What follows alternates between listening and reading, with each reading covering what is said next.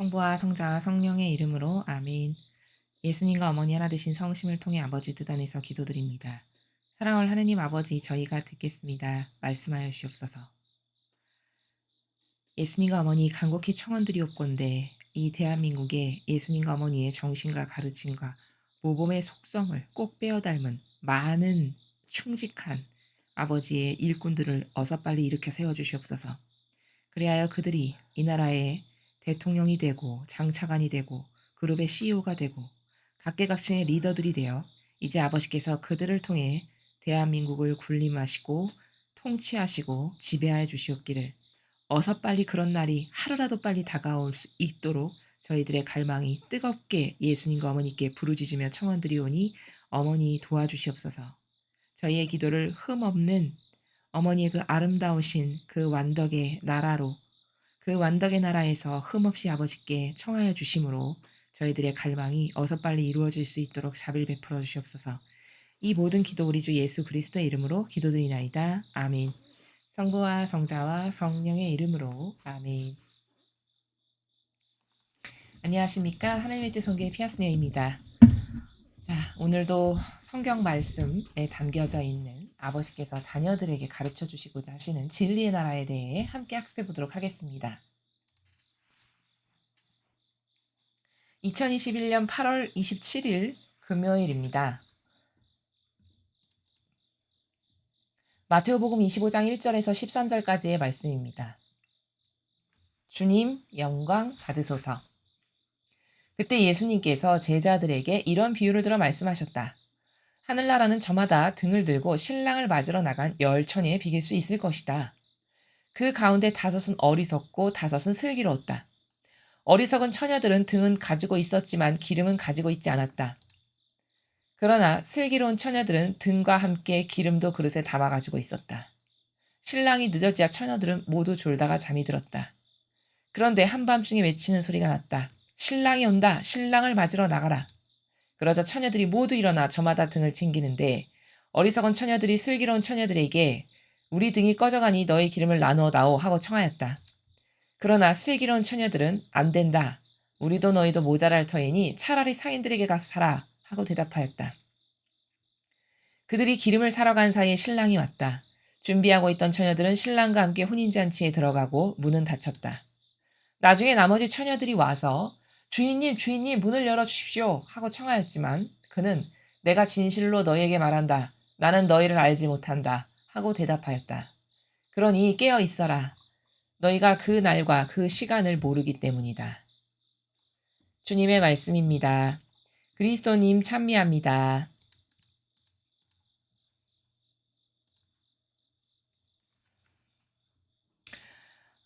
여러분이 잘 아시는 그 비유의 내용이시죠. 10처녀의 비유. 오늘 이 복음을 통해서 우리가 발견할 수 있는 중요한 관점은 뭐냐. 인간은 얼마나 간과를 잘하고 망각을 잘하는 존재인가라는 점입니다. 인간은 정말 망각을 잘하고 정말 간과를 잘합니다. 오늘 그 문제점을 이 10처녀의 비유를 통해서 우리가 발견할 수 있는데요.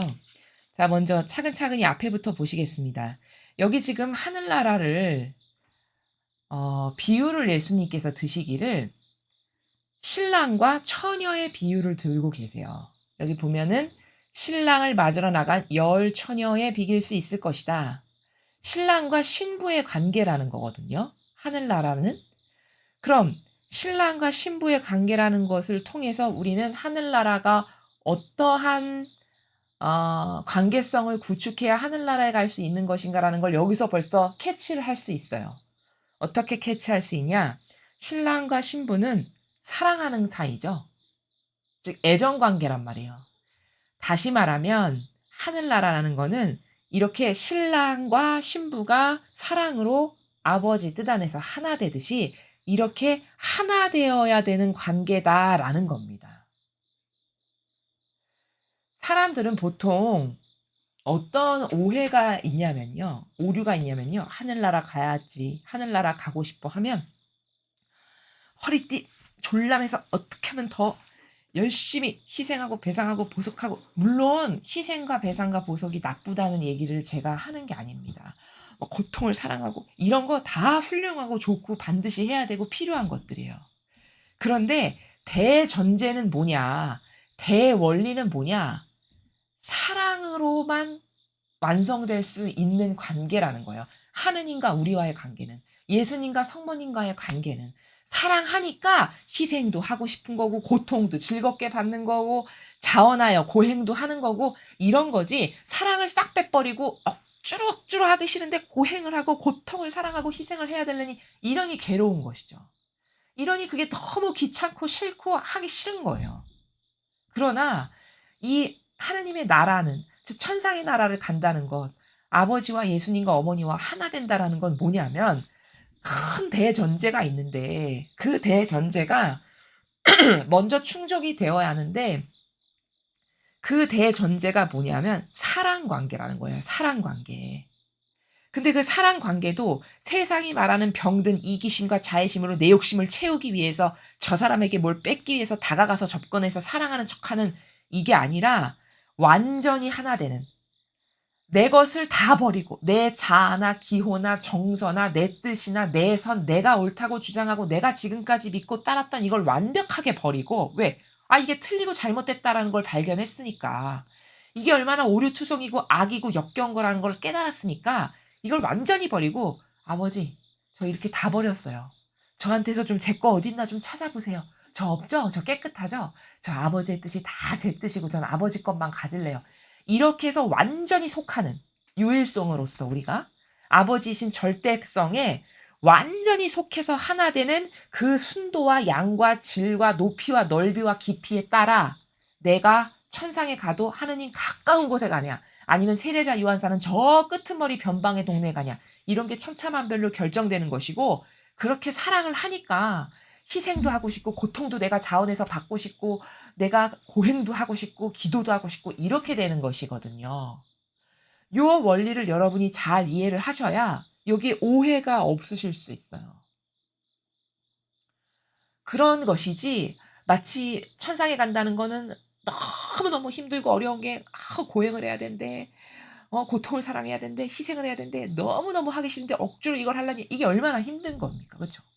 그거는 어디서 오해가 기인하고 발생한 거냐면, 하느님을 사랑하지 않는 그것에서부터 스타트를 해서 출발을 하니까 그걸 억지로 하려니까 고통, 그거 자체가 고통인 거고 그거 자체가 하기 싫은 걸 억지로 받아들이려니 힘든, 요런 오해가 있다라는 것을 여러분께서 잘 아셔야 된다는 겁니다. 이 예수님께서 지금 비유하시는 천상의 나라는 신랑과 신부의 관계라는 거예요. 우리와 아버지와의 관계는, 우리와 예수님과 우리와 어머니와의 관계는 신랑 신부의 관계하고 똑같단다, 이렇게 가르쳐 주시는 거죠.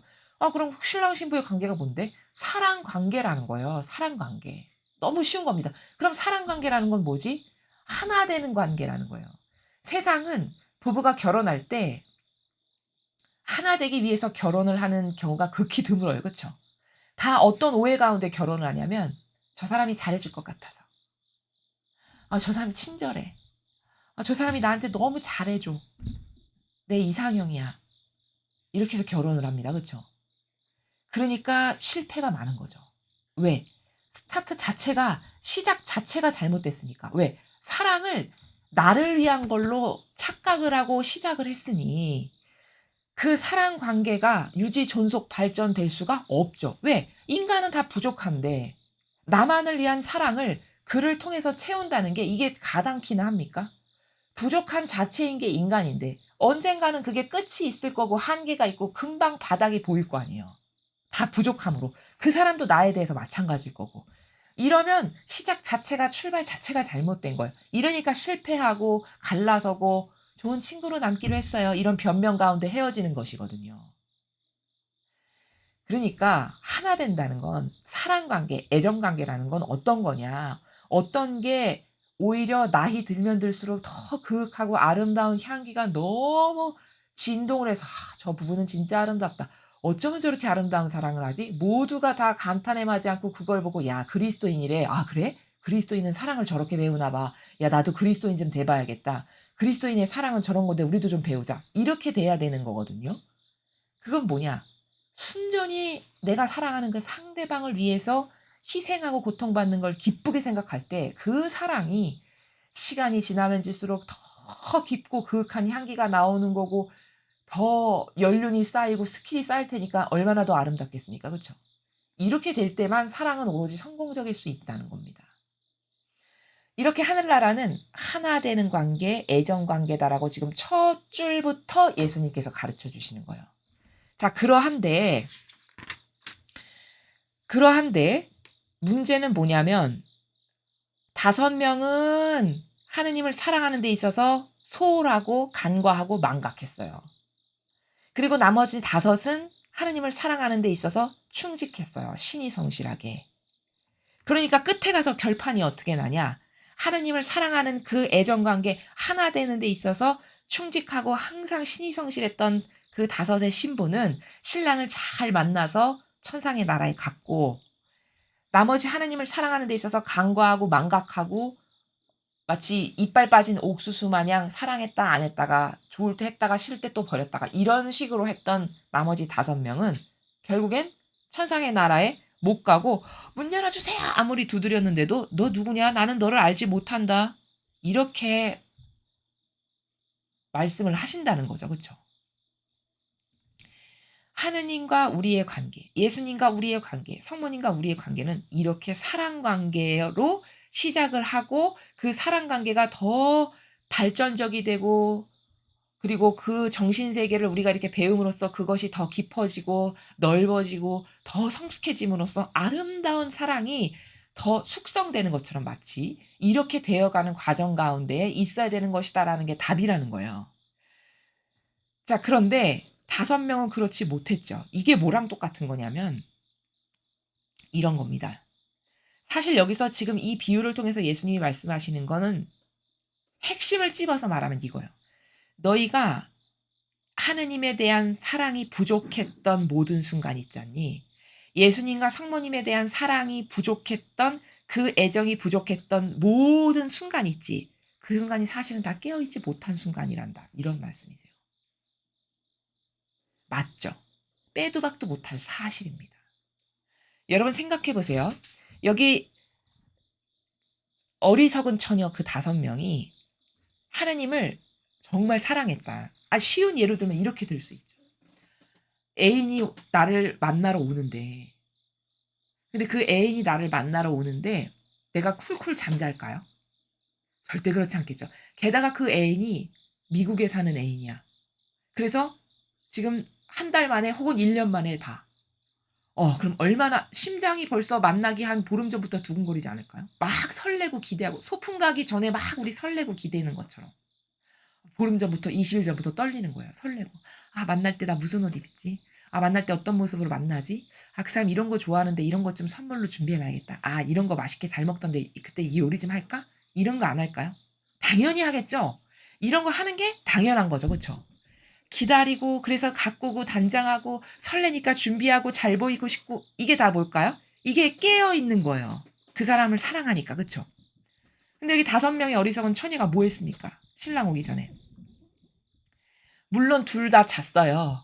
근데 문제는 뭐냐? 알람을 맞춰 놓고 잔 거예요. 기다리고 갈망한 처녀는. 그리고 기름도 다 준비해 놨고 평상시에 미리미리. 그래서 오기만 하면 알람 땡 울리면 얼른 맞으러 나갈 만반의 준비를 다 해 놓은 거죠. 근데 이 어리석은 처녀는 뭘까요? 알람커녕 쿨쿨쿨쿨 잠만 자요. 게다가 기름 준비 하나도 안 해 놨어. 이건 뭘까? 이건 사랑하지 않는다는 뜻이에요. 반증입니다. 이 세상에 부족한 역겨운 인간의 사랑도 그렇게 오랜만에 애인을 만나면 오만 가지 모든 것을 다 준비한단 말이죠. 기대와 설렘 가운데. 근데 그런 게 아무것도 없고 천하태평으로 그냥 누워서 잠잔다? 이거는 사랑을 하지 않는다는 증거고 입증이에요. 그쵸? 그리고 이렇게 사랑하지 않는 모든 순간이 하느님이나 예수님이나 어머니에 대해서 사랑하지 않는 모든 틈바구니의 순간순간들이 다 깨어있지 못한 순간이라는 겁니다. 인간은요, 얼마나 하느님에 대한 예수님과 어머니에 대한 망각의 존재고, 그리고 간과를 잘하는 존재냐면 여러분 이런 거 있죠. 우리가 이 지상에서 일상생활을 하는 데 있어서도 예를 들어 뭐 내가 25 일마다 수도 요금을 낸다. 공과금을 내가 25 일마다 낸다. 그러면 그 공과금 밀리면 과태료 내죠. 그러니까 공과금 안 밀리려고 기억합니까 안 합니까? 하다못해 달력에도 막 동그라미 표시하고 막 가계부도 막 표시하고 기억도 하고 이렇게 온갖 것을 다 동원해서 기억하려고 애쓰죠. 그쵸?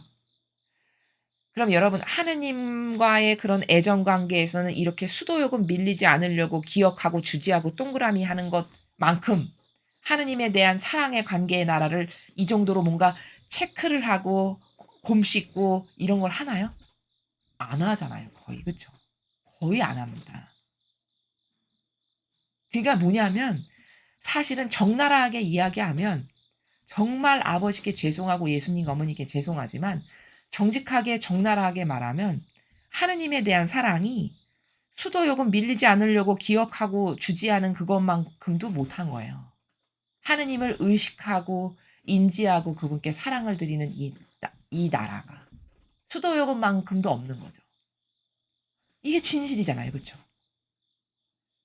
이 정도인 거예요. 우리가. 하느님께 대한 우리의 사랑과 갈망과 애정에 신이 성실한 마음이 수도 공과금 내는 것만큼도 못한.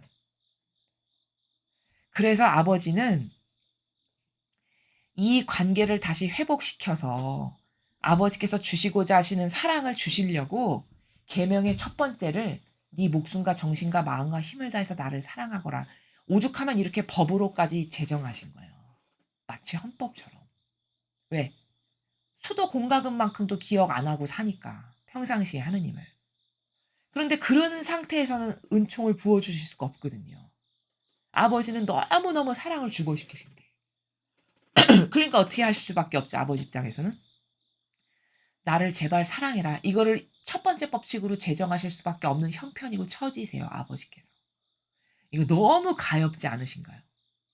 여러분 입장을 바꿔서 생각해 보세요. 여러분이 부모님이신데 자식한테 내가 재산이 수조 원이 있는데 내가 그 수조 원을 다 물려주고 싶어 자녀한테. 그 자녀를 물려주려고 내가 이렇게 한평생 희생하고 고생했는데.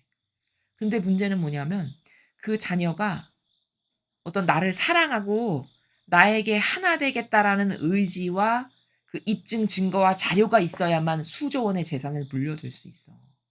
근데 전혀 걔는 나를 평상시에 1초도 생각 안 하고 자기 멋대로 지가 좋아하는 것만을 맨날 같이 행하면서 산다. 이러면 이거 가슴 찢어지겠죠.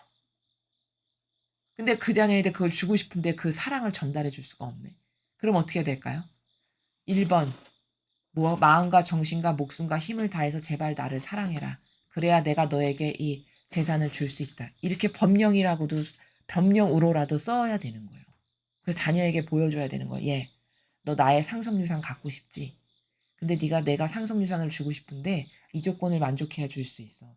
이렇게 해서 이걸 법으로 제정해서 보여주는 거예요. 자녀에게. 이거 얼마나 비참합니까? 그렇죠? 여러분이 입장을 바꿔서 그런 부모님이라고 한번 생각을 해보세요. 이게 얼마나 비참한 노릇인가. 그렇지 않을까요? 저는 비참할 것 같아요. 제가 그 입장이면.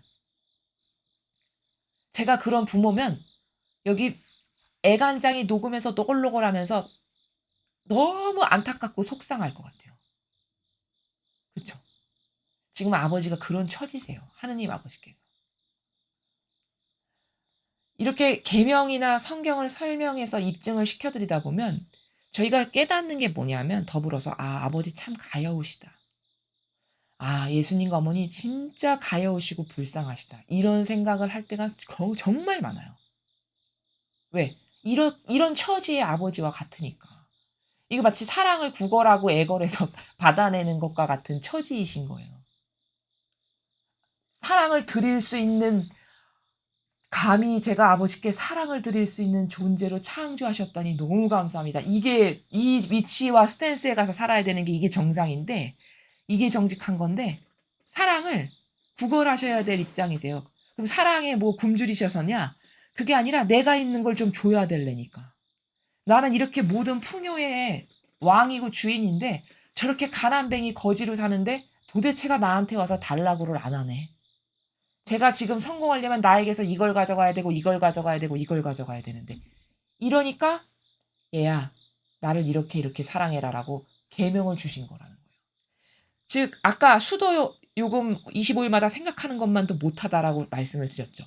사실적으로 우리가 그렇잖아요. 하느님을 의식하고 살아가는 우리의 나라가. 그래서 하느님은 그것의 시작을 계명을 만들어서 인류에게 자꾸 계명을 지키라고 말씀하시는 거다라는 겁니다. 그리고 그러한 말씀을 하시는 아버지의 그 안타까운 성심을 위로해 드리고 이해해 드려야 되는 게 자녀된 도리다라고 제가 지금 덧붙여서 말씀을 드리는 거예요. 그래서 지금 끝에 보면은 그 어리석은 처녀는 결국 기름 없고 신랑은 이미 왔다가 갔고 문 닫았고 이래서 못 들어가죠. 거기서 말씀하시는 키포인트가 뭐냐? 얘들아, 결국 네가 나와 하나 되는 사랑 관계를 완성 못 했잖니? 이 지상에서 너의 목숨과 생명이 붙어 있는 동안에 나와 완전히 하나 돼 가지고 이 사랑의 관계를 완성을 하지 못했잖아. 그 빈틈이 그렇게 수도 없이 그 옥수수 구멍 뚫린 것처럼 이렇게 많지? 그래서 애정이 너가 나에 대한 애정이 부족하지? 그럼 나는 너를 절대 만날 수 없다. 문 닫혀서 끝났다라는 거를 똑바로 인식하고 깨달아야 된다라고 말씀하시는 겁니다. 자, 그러면 이렇게 하나 되는 게 사랑으로 아버지 뜻 안에서 나의 전부로서 아버지를 많이 사랑하는 게 이게 가장 영원히 복받는 길이고 내가 천상에 갈 수 있는 지름길이고 내가 좋아질 수 있는 가장 쉬운 방법은 하느님을 그렇게 전부로 사랑하는 게 가장 쉬운 방법이라는 거예요. 오늘 이 비유를 통해서 예수님께서 또 가르쳐 주시는 거죠. 자, 그럼 이제 그 사랑의 관계가 중요하다는 것도 알겠고, 그 사랑은 하나 되는 관계다. 그러니 내가 하느님께 나의 것을 완전히 내 자아를 다 버리고 온전히 완벽하게 속해서 올인으로 유일성으로 하나 되는 이 순도와 양과 질을 높이는 게 그게 우리에게 남아있는 이 지상생활에서 완성해야 될 과제고 관건이다. 여기까지는 다 알겠는 거예요. 자, 그러면 여기서 하나의 의혹이나 문제가 발생하시는 분들이 계실 수 있을 거예요. 궁금증. 어떤 궁금증이냐? 아, 예. 하나님을 그렇게 사랑해야 되는 건 알겠는데, 근데 저는 그렇게 하나님을 사랑하는 마음이 잘 안 생기고, 하나님을 막 열렬히 들끓는 마음으로 사랑해야겠다는, 그러니까 왜 사랑해야 되는지를 잘 모르겠는데 어떡할까요? 혹시 이런 궁금증이 있으실 수도 있어요. 자, 그거는 어떻게 해결이 돼야 되는 것이냐? 우리가 매일 이렇게 성경과 메시지를 통해서 아버지께서 어떤 분이신지를 자꾸 발견해야 돼요. 자꾸. 우리랑 어떻게 얼마나 다르시고 얼마나 아름다운 분이신지를 이 성경의 말씀과 메시지를 통해서 매일매일 자꾸자꾸 발견하고 깨닫고 발견하고 깨닫고를 계속해서 그래서 '아 이런 아버지니까 사랑할 수밖에 없구나.' 이게 될 때 그때 하나님을 진정성 있게 사랑할 수 있어요. 근데 그 쉬운 길은 뭐냐면 이런 거예요. '하나님을 왜 사랑해야 되는가? 하나님을 우리는 왜 사랑하는가?' 자, 여러분 생각해 보시죠. 여러분은 지금까지 살아오시면서 이 자연법의 세상이라는 것에서 이 속세에서 '아 나는 저거에 완전히 내 목숨까지 걸어서 콜 해도 좋겠다. 아 진짜 콜하고 싶다. 올인하고 싶다.' 이런 거 발견하신 거 있으신가요? 잘 생각해 보십시오. '아 내가 저 사람이라면 내 운명을 목숨까지 지금 당장 100 개여도 내놔도 아깝지 않아.' 이런 사람이나 어떤 그런 가치관이나 어떤 그런 누구의 훌륭한 철학이나 정신세계나 기타 등등 이런 걸 발견하신 게 있나 잘 생각해 보시라는 거예요. 없다라는 거죠. 제가 말씀드리고자 하는 결론은. 찾아보았으나 없더라는 거예요. 만족할 만한 게. 근데 제가 유일하게 이거 진짜 여기는 목숨 100개 아니야. 억 개? 아니 억만 개 다 콜해도 후회 전혀 없어. 퍼펙트해. 너무 기뻐. 행복해. 자체, 기쁨 자체, 희망 자체, 유일한 목적지 자체. 이거 하나도 아깝지가 않네. 이렇게 발견한 유일무이한 하나가 하느님의 뜻, 아버지의 이 진리, 신적 질서, 하느님 여기뿐이었어요. 여러분도 그것을 매일 계속 발견하시라는 거예요. 제가 찾아보니 물론 인생을 어르신들만큼 오래 살아보지는 못했지만 제가 지금까지의 저의 이 작은 경험에서 어떤 것에 내가 올인하면 어떤 것에 내가 완벽하게 퍼펙트하게 다 쏟아부어도 아깝지 않을 만한 이런 것을 찾아보았으나 그런 것이 세상에는 없더라는 거죠. 여러분 인간에게는 이런 속성이 있어요. 인간은 원래 의미적 존재로 태어났기 때문에 아버지께서 창조하실 때 자체가 의미적 존재로 태어났기 때문에 올바른 의미를 발견하기를 다 원해요, 누구나.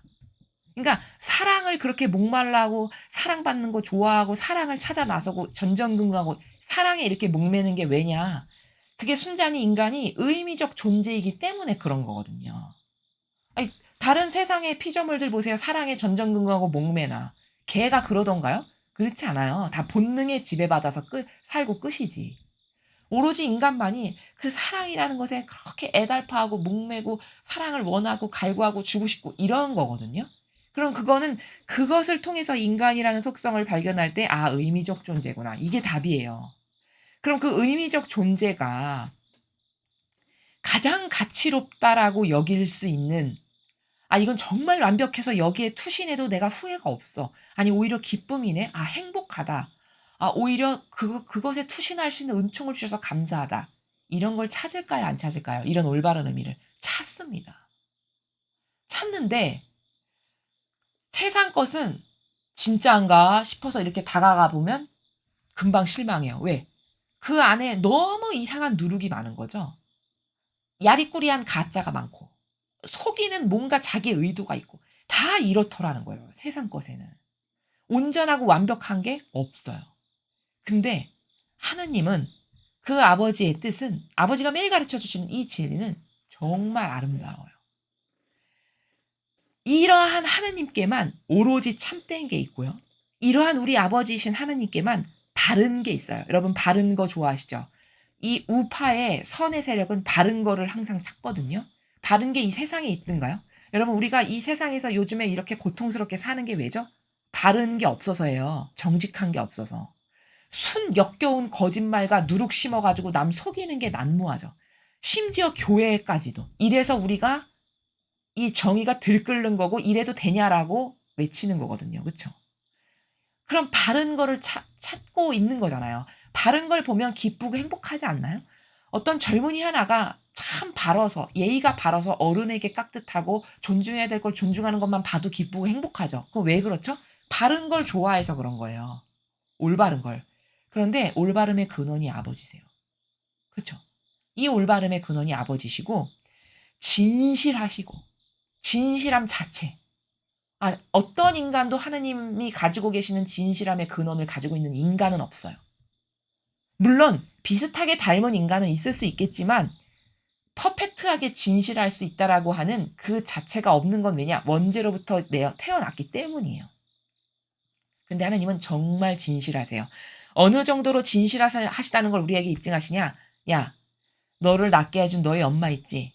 너의 부모는 너를 버릴지 몰라. 네가 이상한 꼴통짓하고 네가 계속 부모를 스트레스 받게 하면 결국엔 너를 버릴 수도 있어. 그러나 나는 있지? 너를 안 버려. 이렇게 말씀하시잖아요. 이게 진실한 거죠? 그리고 하나님은 말만 그렇게 하시는 게 아니라 진짜 안 버리세요. 진짜. 이렇게 진실하시고 또 영원하고 완전한 온전한 모든 것이 다 아버지께만 있어요. 이래서 하나님을 사랑하지 않을 수가 없는 거예요. 여러분은 이렇게 진리를 배우시다 보면 진리는 진짜 재밌고 너무나도 명쾌하고 명석하게 딱딱 떨어지고 아기가 딱딱 맞고 어쩜 저렇게 퍼펙트하지? 이런 거 못 느끼시나요? 그게 하느님 아버지세요. 왜? 이 진리의 근원이시고 주인이시니까. 이런 아버지를 계속 배우고 깨닫고 하다 보잖아요. 그러면 야 아버지만이 희망이시구나. 진짜 아버지 말고 나의 전부를 내어드려서 사랑해도 좋을 것은 아버지 한 분밖에 안 계시다. 이거를 매일같이 되뇌이는 것밖에 없는 진실을 여러분도 이미 발견하셨거나 앞으로 발견하게 되실 거라는 사실입니다. 이래서 하느님을 사랑할 수밖에 없고 감히 이게 점점 더 정직해지고 진리를 배우면서 양심이 살아나게 되면 어떻게 되냐면요. '야 나는 이렇게 역겨운 죄인이고 이렇게 쓰레기 같고 이렇게 더럽고 추잡한 것밖에 없는데 이런 내가 감히 저렇게 온전하고 완벽하고 퍼펙트하고 아름답고 매력적이고 바르고 진실하고 이런 것밖엔 없으신 아버지를 사랑해 드릴 수 있다는 것 자체가 송구하다. 이렇게 역겨운 죄인인 내가 사랑해 드려서 혹시 이 더럽고 추잡한 게 가까이 다가가서 아버지께 모욕이 되면 어떡하지?' 이런 생각이 들 정도가 됩니다. 이 나라를 천상의 책에 보면 루이사 피카레타가 맨날 예수님께 드리는 말씀이 뭐예요? "저는 사악하게 역겹게 이를 데 없는 죄인이라서." 이런 말 자주 해요, 예수님께. "저는 비참하게 이를 데 없는 이러이러한 죄인이라서. 저는 이러이러한 부족한 인간이라서." 이런 고백을 자주 합니다, 예수님께. 그 왜 그럴까요? 루이사 피카레타가 아첨 떨고 아양 부리느라 그런 게 아니겠죠. 그쵸? 발견하면 할수록 옛날엔 몰랐는데 주님의 특별한 은총으로 예수님을 만나서 자신의 실체를 자꾸 바라보다 보니까 '야 나는 예수님에 비하면 이렇게 더럽고 추잡하고 역겨운 인간이구나.'를 확인하게 되는 거예요. 그러니까 정직한 양심이 어떻게 될까요? '야 나는 이렇게 쓰레기구나.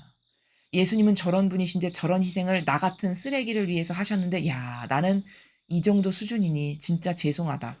이 사실적 고백을 하는 거거든요. 그러니까 이러한 구더기에 불과한 내가 하나님을 사랑해 드릴 수 있는 기회와 은총을 주셔서 감사합니다. 이게 우리가 살아가야 될 본연의 위치에 정직한 나라라는 사실이죠.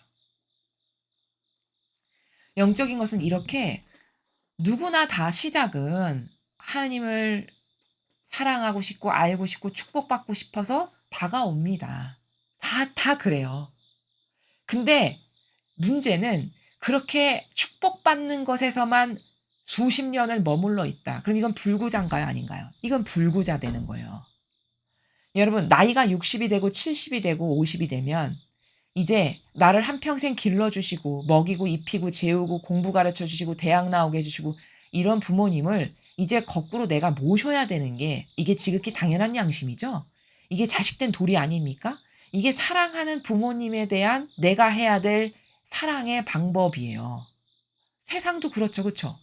아니 그러면 세상도 그렇다면 사랑이 하느님께는 어떻게 해야 되냐라는 거죠.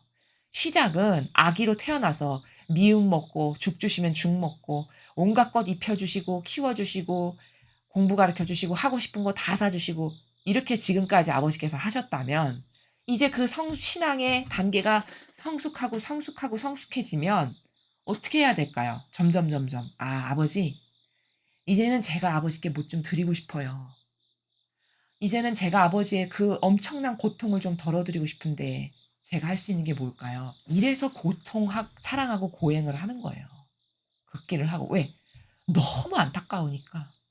나 같은 죄인을 위해서 하느님이 저러한 엄청난 희생과 사랑을 지금도 쏟아부으신데 '나는 도대체 거기다가 뭐 해 드렸나?' 이걸 생각하니 양심상 '나도 인제 좀 희생을 해서 좀 아버지의 쓴물을 덜어 드리는 데 좀 동참해야 되겠다.' 아니 내가 이렇게 한평생 계속 베넷 저고리만 입는 그 애처럼 매일같이 받아먹는 것만 일평생 할 수는 없지. 이제 나도 아버지가 그리고 예수님과 어머니께서 오늘도 이 온 세상의 죄악을 끌어안고 엄청 고통스러우실 텐데 '나는 거기다가 뭘 좀 덜어 드릴까?' 이렇게 성숙해져야 되겠죠. 그쵸? 이 단계로 자꾸 터닝을 해야 되는 게 영성의 깊이고 영성의 발전 단계고 그러한 영성의 관계를 아버지와 예수님과 어머니와 깊이 쌓아 나가는 것이 그게 참된 신앙의 본질이고 올바른 신앙인의 자세고 양심이다. 라는 사실을 오늘 이 복음을 통해서 발견해야 되고 깨달아야 될 나라다라는 사실입니다. 오늘 우리는 이 열처녀의 비유 복음을 통해서 인간은 얼마나 간과를 잘하고 망각의 존재인가. 하나님 사랑하지. 저는 하나님을 사랑합니다. 하나님을 믿어요. 의탁해요. 그렇게 하지만 과연 하루 24시간 중에 내가 하느님을 진짜 진실성의 나라에서 믿고 갈망하고 의탁하고 의식은 도대체 몇 번 하는가? 거의 의식하지 못하고 내 뜻 가운데 막 사는 게 거의 대다수의 시간이다라면은 '아 나는 하나님 중요합니다.'라고는 하지만 실제 나의 생활은 망각 가운데 간과 가운데 살아가고 있지는 않은가 이것을 되돌아보고 반성해 봐야 된다라는 사실이죠. 진짜 너무나도 죄송한 건 내가 25 일마다 돌아오는 수도 요금 내려고 그 달력에 동그라미도 하고 기억하고 자꾸 인지하면 하나님은 내가 과연 하루에 몇 번이나 그런 식으로 자꾸 의식하고 인지하고 맡겨 드리고 내어 드리는 노력 나는 몇 번 하는가? 혹시 수도 요금 고지서 한 달에 한 번 생각하는 것만큼도 나는 안 하고 있지는 않은가? 이런 것을 돌아보고 정말 죄송한 마음으로 앞으로는 제가 오늘 하루 동안 하느님을 예를 들면 규칙을 정하셔도 좋아요. 제가 오늘 하루 동안 하나님을 최소 5번 이상은 의식하겠습니다. 그렇게 아버지께 사랑을 드릴 수 있는 은총으로 저를 축복해 주세요. 이렇게 시작하는 거죠. 예를 들자면. 그러면 오늘 5번을 채워 들었어. 그럼 내일은 아버지 오늘은 제가 10번 하나님을 오늘 24시간 동안 꼭 의식하고 생활하겠습니다. 아버지를 10번 의식하고 생활할 수 있는 은총을 저에게 꼭 주십시오. 이렇게 기도하고 또 살고. 그럼 이게 횟수가 반복되면 어떻게 될까요? 이 빈도가 늘어나고 그러면 거기 스킬이 생기고 진정성이 더해지고 양심이 더해지면서 하나님과의 진실한 사랑의 관계의 영성을 그때 가서 구축할 수 있게 된다라는 사실이죠. 그래서 여러분들께서 오늘 제가 말씀드린 이 내용과 방법을 일상생활에서 적용해 보시고 그래서 아버지를 의식하고 살아가는 것, 아버지를 간과하지 않고 망각하지 않고 늘 마음 안에 모시면서 자꾸 의식하고 속삭이고 말씀도 드리고 "아버지 힘드시죠? 제가 어떤 걸로 좀 위로를 드릴까요? 제가 이런 거 드릴까?" 이렇게 진짜 살아계신 하느님이시기 때문에 이러한 교감을 나누는 이런 세계를 여러분의 영성 가운데에서 구축하실 수 있는 그런 은총 가득한 시간이 되셨으면 좋겠습니다. 이상으로 2021년 8월 27일 금요일 복음의 서를 마치겠습니다. 감사합니다.